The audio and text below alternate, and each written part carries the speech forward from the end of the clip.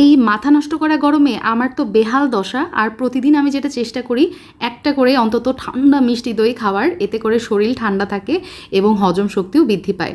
আর এই জন্য আমি বেশি করে একদম দই বানাই রাখি মাত্র 2 ঘন্টায়। ইয়েস, এই সিক্রেট রেসিপিটি আপনাদের সঙ্গে শেয়ার করতে যাচ্ছি।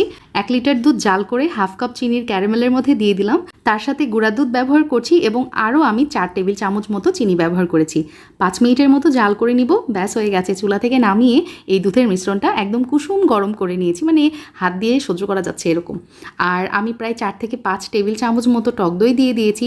সব কিছু একত্রে খুব ভালোভাবে মিক্স করে ছোট ছোট কাপে আমি এই যে দেখতে পাচ্ছেন পাতিলের মধ্যে রেখে দিলাম। এখন এই পাতিলটা সূর্যের একদম টান টান রোদে আমি 2 ঘন্টা পর্যন্ত রেখে দিব একটা টাওয়াল দিয়ে। 2 ঘন্টা পরেই আলহামদুলিল্লাহ দেখতে পাচ্ছেন ম্যাজিক, আমার দইগুলা সুন্দরভাবে জমে গেছে। নর্মাল ফ্রিজে রেখেছিলাম ঠান্ডা করার জন্য। So here you go my easiest way to make মিষ্টি দই রেডি টু সার্ভ।